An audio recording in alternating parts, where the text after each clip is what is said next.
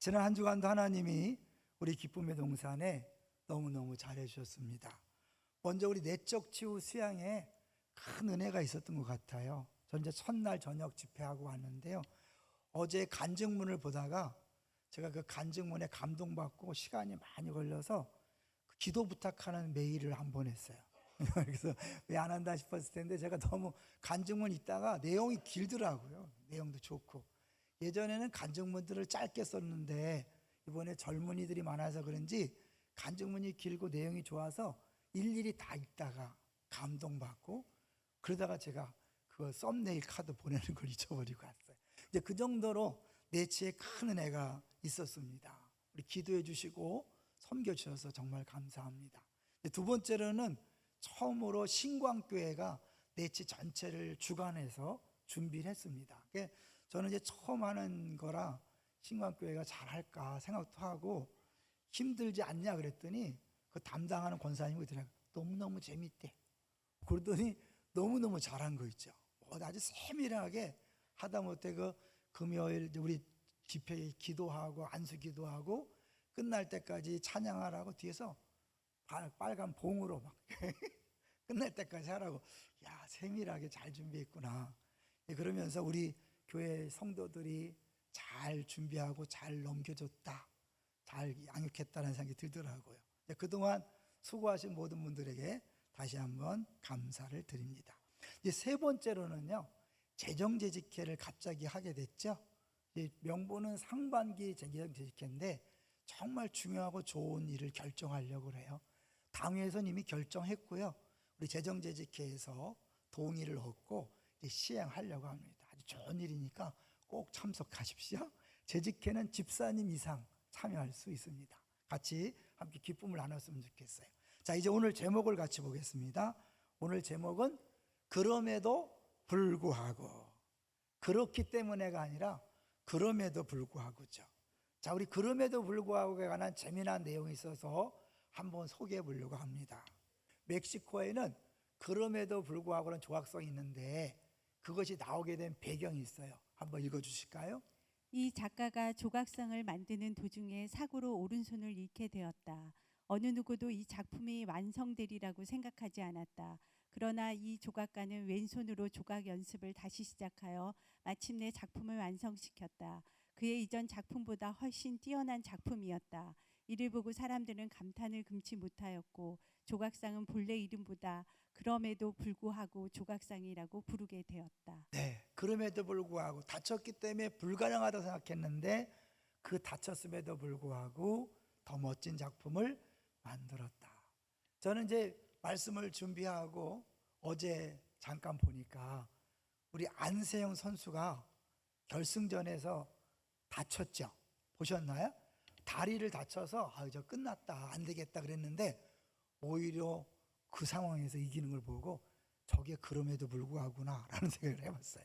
자, 그럼 그럼에도 불구하고라는 뜻이 뭘까요? 이걸 또 자세하게 설명하신 분이 있더라고요. 4번을 보여주시면 그럼에도 불구하고 할 때 불구하고가 동사래요. 근데 이 불구하고는 구비하지 못했다는 뜻의 불구가 아니고 구애받지 않다 할 때의 불구라는 거죠. 한자가 다르죠.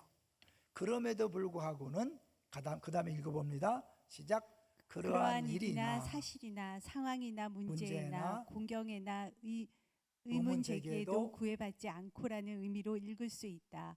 비록 사실은 그럴 수 있지만 그것과는 상관없이 라고 풀어도 괜찮을 것이다. 이스라엘 백성이 죄를 져서 그들을 심판할 수밖에 없었죠. 하나님 심판으로 끝난 게 아니라 그 죄덩이인 이스라엘 백성을 위하여 그럼에도 불구하고 여전히 신실하게 사랑하신다. 이제 그 내용인데 어떻게 예레미야는 그런 고백을 할 수 있었을까? 오늘 이것이 핵심이고, 여러분 예레미야의 고백이 나오게 된 배경을 같이 생각하면서 오늘날 우리 삶의 현장에 수없이 찾아오는 고난 속에서 그럼에도 불구하고 은혜를 베푸시는 하나님을 만나고 또 경험하게 되시기를 주의 이름으로 축원합니다.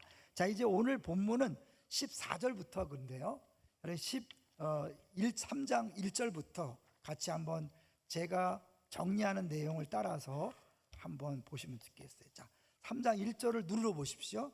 1절을 보시면 하나님께서 분노의 매로 고난을 주셨다. 2절을 보시면 하나님이 어둠에 가두셨다. 4절에 보면 나의 살과 가죽을 쇠하게 하시고 뼈를 꺾으셨다. 하나님이 그랬다는 거죠. 7절을 보시면 나를 나가지도 못하게 사슬로 묶어놓으셨다. 하나님이. 8절에는 내가 기도해도 듣지 않으신다. 하나님께서. 14절에 내가 모든 백성의 조롱거리가 되게 하셨다.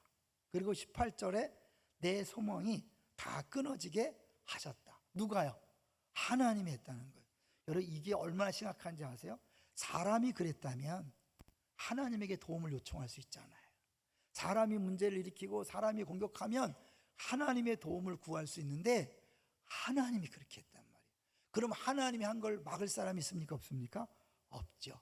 해결책이 없는 거예요. 그렇기 때문에 이 예레미야가 절망한다, 소망이 끊어졌다라고 그렇게 고백하는 거죠. 근데 그렇게 고백했던 예레미야가 갑자기 바로 뒤에 21절을 보시면 소망이 끊어졌다는 고백이 바뀝니다. 21절 시작.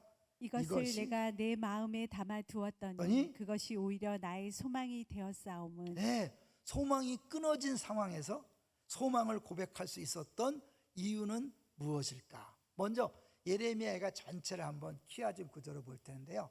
핵심이 뭔가? 1장부터 5장까지 끊임없이 내용은 아픔과 고통이, 그 애가잖아요. 애가 슬픈 노래예요. 근데 그 5장 전체의 핵심은 제일 가운데 지부분 있죠. 여호와의 크신 사랑을 노래하는 거예요. 그렇게 심판받아 폐허가 된 예루살렘을 보면서 슬픔으로 노래하는 중에 예레미야는 하나님의 사랑을 고백할 수 있었습니다. 어떻게 그것이 가능했을까요? 그걸 위해서 한번 이제 우리 9절을 보겠습니다. 19절 시작. 19절. 내 고초와 재난 곧 쑥과 쑥과 담즙을 담즙을 기억하소서. 기억하소서. 하나님 앞에 기억하소서는 기도문이죠. 기억하소서. 20절 시작. 내 마음이 그것을 기억하고 내가 낙심이 되오나. 그것을 기억하고 했는데 그것과 기억이 똑같은 단어를 두 번 반복한 거예요. 자카르. 그러니까 히브리어를 두 번 반복한다는 건 강조죠. 그러니까 우리는 그것을 기억한다. 그러니까 간단하지만 원문에는 뭐예요? 기억하고. 그래서 내가 낙심이 되었다. 그런데 이 낙심이라는 단어를 다르게 번역하면 겸손하게 되었다 그런 거죠. 그러니까 하나님이 주신 심판, 고난, 아픔을 기억하는 중에 이제 스스로 죄인임을 깨닫고 겸손하게 엎드리게 되었다는 거예요. 그러고 났더니 21절 시작. 이것을 내가 내 마음에 담아 두었더니 그것이 오히려 나의 소망이 되었사오문. 참 아이러니죠. 가장 절망스러운 상황에 빠졌을 때 소망이 솟는 거예요. 우리 예를 들면 우리가 하나님을 믿는다 하면서도 여전히 신앙생활하면서 사람을 의지해요. 돈을 의지하고 환경을 의지해요. 언제 하나님을 진짜 의지하게 될까요? 배신당하고, 그리고 많은 사람들이 나에게 함부로 말하고 행동하고 어떻게 나한테 저럴 수 있지라는 그 이상한 행동과 말을 들었을 때 그런 표현이 있죠. 세상 말로 세상에 믿을 놈은 아무도 없다. 여자는 믿을, 여러분이 얘기하세요? 없다. 그렇게 되면 뭐예요? 세상을 믿을 수 없으니까 누굴 바라보는 거예요? 그때 하나님을 진짜 바라보는 거예요. 그래서 하나님 어쩔 수 없이 우리에게 고난을 허락하셔요. 사람들의 애매한 말을 듣게 하기도 하고요.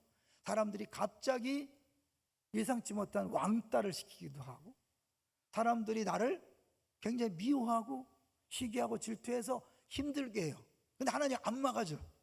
그걸 통하여 진짜 하나님만 바라보게 만드는 거죠. 여기 보면 이 그냥 앞부분과 뒷부분 계속해서 슬픔의 노래를 하는 거예요. 왜냐하면 이건 예루살렘이 함락된 BC 586년 직후에 쓴 거라 그래요. 이 북이스라엘은 몇 년도에 멸망했는지 기억하시나요?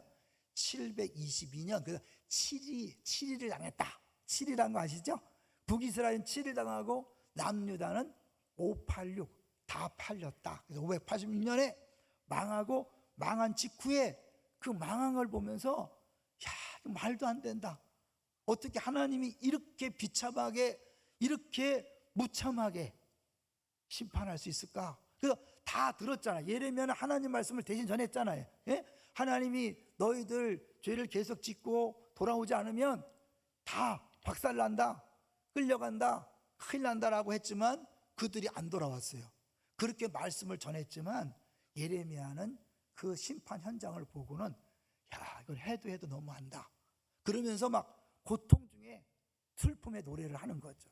제가 이번에 내치 이제 제 강의 시간보다 앞서 있었던 박범선 목사님의 십자가 강의를 이제 마지막에 들었는데 이번에도 영상을 이제 보았어요. 근데 그 신광교회가 영상에다가 음악까지 딱 이렇게 해놓으니까 정말 은혜스럽더라고요. 우리 그냥 영상만 틀어줬었는데 영상에다 음악을 이렇게 덧붙였더라고요. 근데 그걸 보면서 다시 한번 은혜를 받았는데 저는 이번에 특별히 눈에 들어온 게 그 예수님 어머니가 그 예수님이 채찍에 맞고 골고다 언덕길 올라갈 때 돌팔매를 당하고 침뱉음을 당하고 그 무참하게 십자가에 못 박히는 모습을 보면서 그 어머니의 심정을 느낄 수 있었어요. 어땠을까요? 어떻게 이런 일이, 어떻게 이렇게 심하게 그럴 수 있잖아요. 누가 하신 거예요? 하나님이 하신 거예요. 하나님의 심판이 그렇게 무서운 거죠. 그런데 하나님은 그런 심판 속에서도 놀라운 은혜를 베푸신다는 걸 오늘 본문이 보여주는 거예요. 다시 한번 처음 볼게요. 21절을 다시 읽어볼게요. 21절 시작. 이것을 내가 내 마음에 담아두었더니 그것이 오히려 나의 소망이 되었사오니. 그건 이해가 안 되죠. 그래서 제가 이거를 다른 번역 성경을 통해서 한번 읽어볼게요. 바른 성경에서는 이렇게 번역해놨어요. 내가 이것을 내 마음에 회상함으로 오히려 소망이 생겼다. 표준 세번역에서는 그러나 마음속으로 곰곰이 생각하며 오히려 희망을 가지는 것은. 마지막 공동 번역은 이것을 마음에 새기며 두고두고 기다리겠습니다. 철저하게 자신의 죄임을 인정하고 죄로 인한 심판임을 인정할 때 그 공의로우신 하나님은 뭐예요? 동시에 사랑의 하나님이잖아요. 그러니까 이 내가 하나님의 일하심을 인정하고 그 고난에 직면하고 거부하지 않고 받아들일 때 공의의 하나님과 동시에 사랑의 하나님을 만날 수 있는 거예요. 의외로 신앙생활 할 때 우리가 신앙생활이 행복하지 않은 이유가 뭔지 아세요? 내가 죄인인지를 깨닫지 못해요. 철저하게 죄인임을 깨달아야 그때부터 진짜 사랑의 하나님을 경험할 수 있는 거예요. 근데 내가 죄인임을 인정하지 않아요. 그러니까 하나님의 공의로우신 면도 인정하지 못하고 공의로우신 하나님을 인정하지 않는다는 건 그 공의로 심판하신 십자가의 사랑을 이해할 수 없는 거예요. 그러니까 철저하게 여러분이 자신의 죄인임을 깨닫는 게 중요해요. 죄로 인한 고통을 깨달아야 그 고통 때문에 예수님이 오셨고 심판받았고 그것을 향하신 사랑의 하나님을 만날 수 있는 거예요. 이번 내치가 은혜된 게 뭐냐면 많은 사람들이 간증문에 자기가 죄인임을 깨달았다고 고백을 하더라고요. 그게 진짜 은혜예요. 방언을 받고 뒤로 넘어가고 뜨거워지고 이것도 은혜지만 진짜 큰 은혜는 내가 심각한 죄인이다, 도저히 구제받을 수 없는 구제불능이다라는 걸 깨닫는 순간 그래서 십자가가 필요하고 그 십자가를 통해 심판할 수밖에 없었지만 그 심판 뒤에 여전히 우리를 사랑하시는 그 진한 사랑을 경험하게 되는 거예요. 오늘 첫 번째 대지가 뭐죠? 신실하심이에요. 왜 신실하심일까? 이스라엘 백성들은 신실하지 못했음에도 불구하고 하나님은 여전히 이스라엘 백성을 신실하심으로 대했어요. 수요일 날 설교한 내용을 혹시 기억했는지 몰라요. 현장에 못 나와도 꼭 한번 인터넷으로 확인하시면 좋겠어요. 하나님이 예레미야에게 나는 이런 존재다 그러면서 예레미야 9장 24절에 이렇게 했죠. 여호와는 사랑과 정의와 공의를 땅에 행하는 자인 줄 깨달으라. 그러니까 하나님은 어떤 분이냐면 사랑과 정의와 공의예요. 그 사랑은 하나님을 우리가 사랑하기를 원하는 것이고, 정의는 그 사랑을 이웃에게 베푸는 것을 의미한다면, 공의다, 그건 뭐냐면 그 하나님 사랑과 이웃 사랑을 신실하게 끝까지 유지하는 것, 이것이 성경에서 말하는 의로운 거예요. 그러니까 하나님이 의롭다 할 때 그것은 하나님의 언약에 끝까지 신실하게 우리와 함께 하신다는 거예요. 그래서 언약을 깨뜨린 이스라엘 백성을 위해서 예수님을 이 땅에 보내서 죽게 하심으로 그 언약을 지키시는 것이 하나님의 지독한 신실하심. 이쪽에서 언약을 깨뜨렸음에도 불구하고, 신실하지 않음에도 불구하고 하나님은 여전히 신실하신 것, 그것을 보여주는 것이 오늘 본문인 거죠. 그리고 이제 그 신실하심이 어떻게 나타나냐면 매일 아침 새로운 은혜로 다가온다는 거죠. 22절을 같이 읽어봅니다. 22절 시작. 여호와의 인자와 긍휼이 무궁하심으로 우리가 진멸되지 아니함이다. 네, 이제 의외로요, 이 말씀이 고난당하는 많은 분들에게 은혜로 다가온 거, 그렇게 고백합니다. 미국의 어떤 그 신학교 총장님의 이제 그 사모님이 그런 고백을 했대요. 셋째가 태어났는데 장애를 입고 나온 거예요. 그럴 때 처음에 왜? 하나님 왜? 우리 가정에 왜라고 why라는 질문을 했는데, 시간이 지나면서 이 말씀을 대하면서 why가 how로 바뀌었다는 거예요. 이제는 왜 우리 집에 이런 고난을 줬냐가 아니라, 하나님이 주셨다면 어떻게 이 아이를 잘 키워서 하나님께 영광을 돌리길 원하십니까?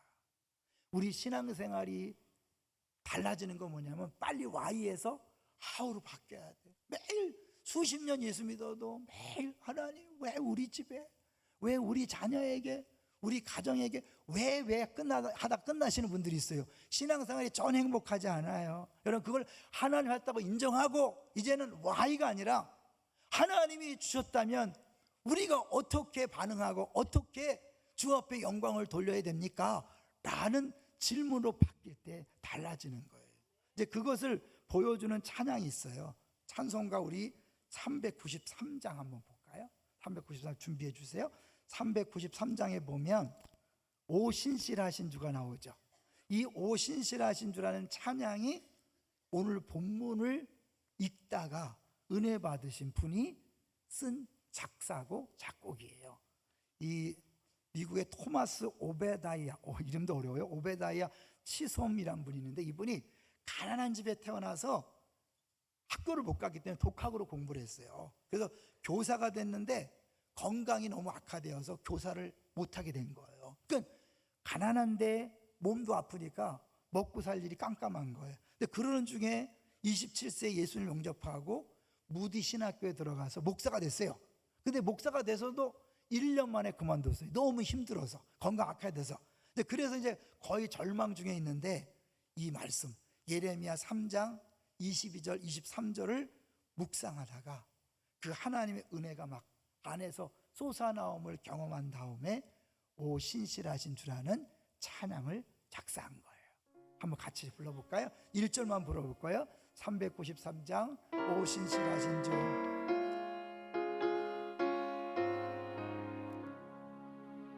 오 신실하신 주 내 아버지여, 늘 함께 계시니 늘 함께 계시니 두려움 없네.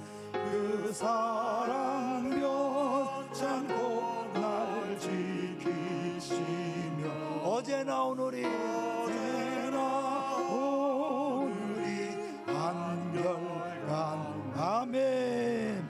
오 신실하신 주, 오 신실하신 주, 날마다 자비를 베푸시며 일용할 모든 것 내려주시니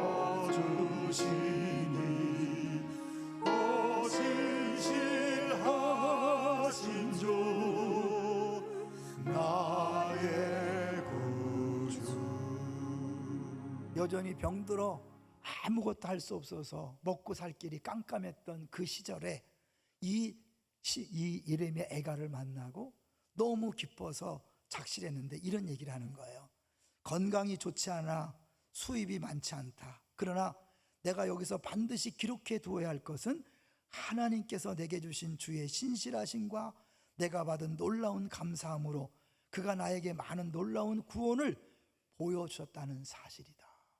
상황은 안 변했는데 하나님을 바라보다 보니까 하나님이 지금도 나에게 은혜를 매일 아침마다 부어주고 계심을 느낄 수 있었고 깨달을 수 있었다는 거예요.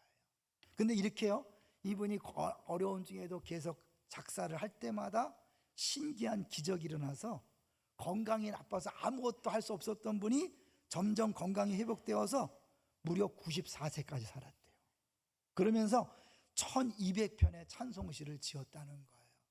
아마 계속해서 왜 하나님 왜 난 이렇게 가난한 집에 태어나서 간신히 좀 먹고 살만하니까 또 이렇게 건강을 나쁘게 해서 이럴 수 있습니까? 라고 원망만 했다면 아마 일찍 죽었을지도 몰라요. 그렇죠? 그러나 하나님께서 어려움과 고난을 주셨을 때 여러분 거기에 마음을 빼앗기지 마십시오. 우리 시선을 상황을 보지 말고 고난을 보지 말고 하나님 성품에 초점을 맞추는 거예요. 하나님은 공의로우신 분이지만 동시에 뭐예요? 사랑이 많으신 분이, 그렇기 때문에 그분은 인자와 긍휼이 무궁하신 분이에요. 다시 22절 읽어볼게요. 시작. 여호와의 인자와 긍휼이 무궁하심으로 우리가 진멸되지 아니함이니이다. 23절 이것이 아침마다 새로우니 주의 성실하심이 크시도소이다. 아침마다 새롭다. 저녁이 있음을 전제하는 거예요. 우리가 예수 믿는다고 고난이 없는 게 아닙니다. 고난이 끝나는 게 아닙니다. 어쩌면 우리 일생 동안 고난이 끊이지 않을 수도 있습니다. 밤과 같은 아픔이 계속될 수 있습니다. 그러나 하나님은 새벽마다 그 고난을 이길 수 있는 이슬 같은 은혜를 날마다 새로운 은혜를 주신다고 약속하고 있는 거예요. 더 이상 여러분 고난 앞에서 왜라고 원망하다가 시간을 허비하지 마세요. 건강 빼앗기지 마세요.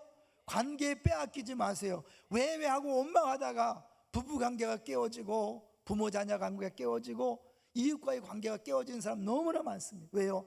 내 고난에 매여서 다른 사람을 돌보지 않는 거예요. 신경을 못 쓰는 거예요. 그런 사이 자기도 모르게 왕따가 되는 거예요. 외톨이가 되는 거죠. 그래서 더 힘든 생활할 때가 많이 있어요. 기억하세요. 고난은 죽을 때까지 계속될 수 있습니다. 그러나 고난을 허락하신 그 하나님이 그 고난을 넉넉히 이길 수 있도록 아침마다 새로운 은혜를 주시는 줄로 믿습니다. 고난에 매인 사람은 그 은혜를 깨닫지 못해요. 은혜가 임했음에도 불구하고 깨닫지 못해서 원망과 불평하지만 고난 속에 임하시는 주의 은혜를 경험한 사람은 찬양할 수 있고 기뻐할 수 있고 감사할 수 있고 그걸 통하여 하나님께 영광을 돌릴 수 있는 거예요. 예레미야에 보면 유명한 구절이 있어요. 333 기억하시죠? 33장 3절 너는 내게 부르짖으라 내가 너에게 응답하겠고 알지 못했던 크고 비밀한 일을 내게 보이리라. 333이에요. 예레미야 애가도 333이 중요합니다. 3장 33절 가보세요. 3장 33절 시작. 주께서 인생으로 고생하게 하시며 근심하게 하심은 본심이 아니시로다. 다시 한번 큰 소리로 시작. 주께서 인생으로 고생하게 하시며 근심하게 하심은 본심이 아니시로다. 하나님 아버지가 우리를 사랑하시는데 자녀들이 고통당하는 것 절대로 기뻐하지 않습니다. 믿습니까? 그럼에도 불구하고 왜 아픔을 허락하십니까? 여러분 때때로 암에 걸린 사람을 괜찮다고 위로하는 걸로 끝날 수 없잖아요. 수술해야 되고 항암 치료의 고통을 받아야 돼요. 하나님께서 우리를 변화시키기 위해서 때때로 하나님이 눈물을 머금고 아픔을 허락할 수 있어요. 그런데 그것을 끝나는 게 아니라 그 아픔을 허락하신 하나님이 그 아픔을 통해 이뤄가실 큰 계획을 이뤄가는 중에 우리가 감당할 수 있도록 넉넉히 감당할 수 있도록 일용할 양식을 주는 것처럼 광야에서 매일 만나를 주신 것처럼 하나님이 새벽마다 새로운 은혜를 주시는 줄로 믿습니다. 우리 생각에는 한꺼번에 왕창 줘서 고난이 끝나길 바라지만 하나님 그렇게 하지 않으신다는 거예요. 그러니까 여러분 기대하지 마세요. 고난이 없어질 걸 기대하지 마시고 고난을 넉넉히 이길 수 있는 그 은혜가 임하는 걸 기억하고 그걸 경험하고 날마다 고난 중에 찬양하고 감사할 때 세상 사람들이 묻는 거예요. 도대체 네가 찬송할 입장이냐? 네가 웃을 형편이냐? 은혜야, 은혜. 은혜 때문이야. 이게 영광 아닐까요? 우리가 돈 벌고 자녀가 잘 돼서 기뻐하는 것, 세상 사람들에게 아무 영향력을 주지 못합니다. 그런데 그들이 이해가 안 되는 저 절망과 고난과 아픔 중에도 찬양하고 기뻐하는 그 모습을 통하여 하나님은 살아계시구나, 네가 믿는 하나님은 도대체 어떤 분이기에 너로 하여금 그렇게 웃게 만들고 그렇게 찬송하게 만드는가? 그래서 그들이 궁금증을 여기는 것, 그것이 하나님께 영광이 아닐까요? 하나님께서 우리에게 때때로 원하지 않지만 고난과 아픔을 주시고 넉넉히 이길 수 있는 은혜를 주시는데, 우리가 자꾸 그 부분을 잊어버리니까 하나님 어떻게 해요? 사실은 더 깊숙한 구렁텅이에 빠져서 죄송하지만, 그래서 진짜 하나님만 바라보고, 이스라엘 백성이요 그렇게 계속 말씀했지만 안 들었어요. 어떻게 해요? 완전히 박살을 내고 포로로 잡혀가게 하고, 거기서 온통 사방이 다 아픔이고 고난이고 좌절이고 욕먹고 비웃고 그러는 중에 그 고난을 계속해서 묵상하다가 하나님이 하셨다 인정하니까 어떻게 해요? 그때 하나님이 다시 새로운 하나님으로 다가오면서 하는 거죠. 여기서 사랑에 대한 얘기를 한번 해보려고 그래요. 세 가지 사랑이 있다 그래요. 보여주세요. 우리 6번을 보면 이 참사랑은 그 어디에란 책을 쓴 분이 세 가지 사랑이 있다 그랬어요. 많이 알죠? 만약의 사랑, 조건적인 사랑이죠. 때문에, 사랑받을 조건이 있기 때문에, 아름답기 때문에, 돈이 있기 때문에, 잘하기 때문에, 이거는 때문에죠. 네, 그럼에도 불구하고 사랑이 있다 그래요. 그거 읽어볼까요? 하나님의 시작. 하나님의 일방적이고도 절대적인 사랑이다. 조건이 없는 사랑, 아가페의 사랑, 있는 모습 그대로의 사랑, 더 나아가 기대 이하임에도 불구하고 용납하는 사랑. 다시 이스라엘 백성은 언약을 깨트렸어요. 심판받아 마땅하고 끝나도 할 말이 없어요. 그러나 그럼에도 불구하고 하나님은 여전히 그들을 사랑합니다. 이게 그럼에도 불구하고 사랑입니다. 그렇다면 우리는요, 우리 때문에 예수님이 이미 죽으셨어요. 더 이상 심판의 대상이 아니에요. 그런 우리에게 고난이 왔다, 좌절 절망할 필요 없습니다. 심판당해 고난당하는 사람에게도 하나님의 인자와 긍휼이 무궁하심으로 아침마다 새로운 은혜를 주신다면, 예수의 피값으로 산 우리들, 하나님이 우리를 위해서 은혜를 안 줄 수가 없어요. 제가 왜 이렇게 흥분하는지 알 수가 없어요. 어제 제가 내치 끝나면 은혜가 있을 거라고 상상했는데 이렇게 은혜가 임할 줄 몰랐습니다. 내치 받고 은혜 받은 사람도 있어서 그래요. 제가 일부러 하는 게 아니라 정말 하나님이 이렇게 감동하게 하네요. 그러면 어떤 상황에서도 좌절하거나 절망하지 마세요. 기대하세요. 하나님이 크신 일을 기대하세요. 근데 그 과정 중에 고난은 필수적인데 그 고난도 넉넉히 이길 수 있도록 주께서 함께 하신다는 사실을 기억하세요. 궁율이라는 단어가 있어요. 궁율이라는 단어를 한번 보여주세요.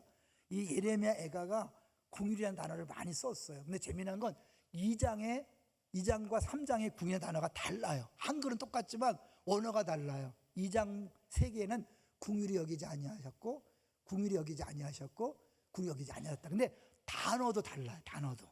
그리고 3장 22절 32절은 이제 다른 단어를 써서 정말 하나님의 마음에 정말 배가 아파가면서 간장이 녹는다 그러잖아요.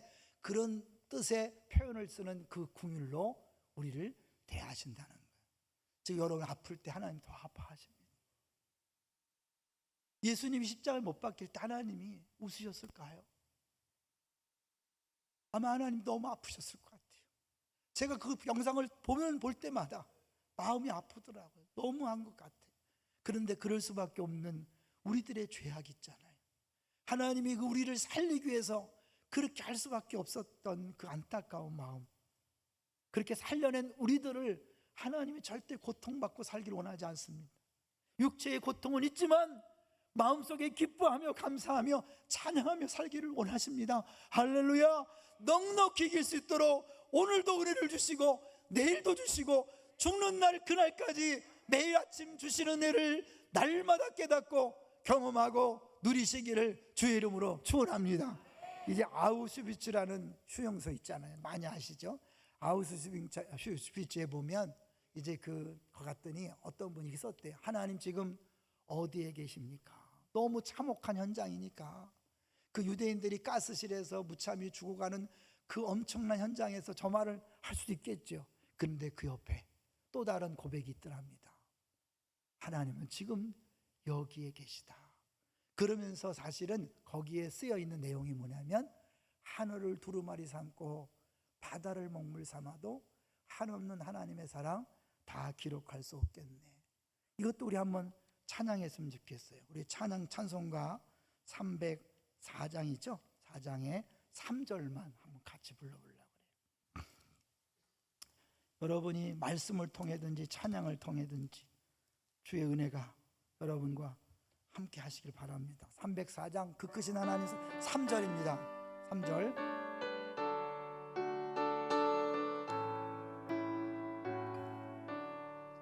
하늘을 두루마리 삼고 바다를 먹물 삼아도 한없는 하나님의 사랑 다 기록할 수 없겠네.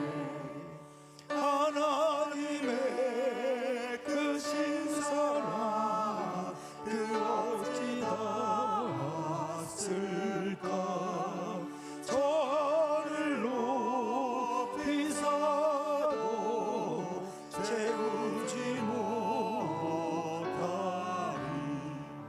하나님 크신 사랑을 증량다 못하네. 영원히 변치 않는 사랑 성도여 찬양하세. 그 참혹한 현장에서 어떻게 이런 표현이 나올 수 있을까요? 아니, 그거 나중에 더 보여주세요. 그 박스 맨 뒤에 거 보면 이 내용은 사실 유대인들이 일찍부터 알고 있었던 내용이라고 그래요. 사실 11세기 유대인 랍비가 아람어로 쓴 아크다무트라는 서시에 나오는 내용인데 구전되어서 오래전부터 내려온 내용이에요. 자, 죽음의 공포 가운데 읽어봅니다. 시작. 죽음의 공포 가운데 하나님은 어디 계십니까? 라는 고통스러운 절규. 그 순간에 터져 나오는 하나님은 여기에 계십니다. 라는 고백. 저 바닷물을 먹물 삼고 하늘을 두루마리로 하나님 사랑 기록해도 다 묘사할 수 없겠네. 라는 찬양. 모든 지각에 뛰어난 하나님의 평강을 이해가 안 되고 해석이 안 되는 평강이, 기쁨이, 감사가 그 참혹한 현장에서 그 사랑이 느껴지는 거죠. 예레미야가 그 사랑이 느껴졌기 때문에 그 고통의 현장에서, 그 참혹한 현장에서, 심판의 현장에서 하나님을 바라보는 거예요. 여러분, 지금 인생에 찾아오는 고난을 너무 주목하지 마십시오. 그 고난은 상황을 너무 바라보지 마십시오. 하나님의 성품을 바라보시고 사랑을 베푸시는 그 하나님을 바라보시고 넉넉히 이겨내시기를 주의 이름으로 축원합니다. 마지막으로 렌즈 얘기를 하나 하려고 그래요. 사진을 찍다 보면 다양한 렌즈가 있다는 거 아실 거예요. 망원 렌즈는 멀리 있는 것을 볼 수 있어요. 사람 눈으로 볼 수 없는 걸 볼 수 있어요. 표준 렌즈와 광각 렌즈도 있지만 접사라는 게 있어요. 가장 가깝게 붙여서 작은 것들을 볼 수 있는데 거기에 링까지 끼우면 굉장히 크게 보이는데요. 문제는 접사를 렌즈를 끼면, 그 링을 끼면 먼 데를 못 본다는 거예요. 가까이 있는 것을 자세히 볼 수 있지만 먼 데 있는 걸 못 봐요. 신앙생활하면서 접사처럼 너무 고난과 현실에만 집중하시는 분들이 있어요. 그리고 정말 크신 하나님의 계획을 바라보지 못하는 분들이 있어요. 힘들고 어려운 신앙생활에. 그러나 눈에 보이는 상황을 보지 말고 하나님을 바라보고 그 하나님의 렌즈로 다시 세상을 보면 고통과 아픔이지만 당신에 대한 하나님의 사랑은 언제나 100%입니다. 라는 사실을 실제로 고백하고 경험하게 될 때 남들이 불평하고 원망하는 상황에서도 감사할 수 있고 기뻐할 수 있고 찬양할 수 있을 줄로 믿습니다. 지금까지 잘 해오셨어요. 잘 견뎌오셨어요. 여러분이 하신 게 아니에요. 하나님 은혜 주셔서 온 거예요. 그걸 깨닫고 견딘 사람은 행복한 것이고 못 깨닫고 견딘 사람은 견뎠지만 죽을 힘을 다했다고 생각할 거예요. 근데 앞으로는 여러분 깨달으시면서 감사하면서 기뻐하면서 하루하루 사시기를 주의 이름으로 축원합니다.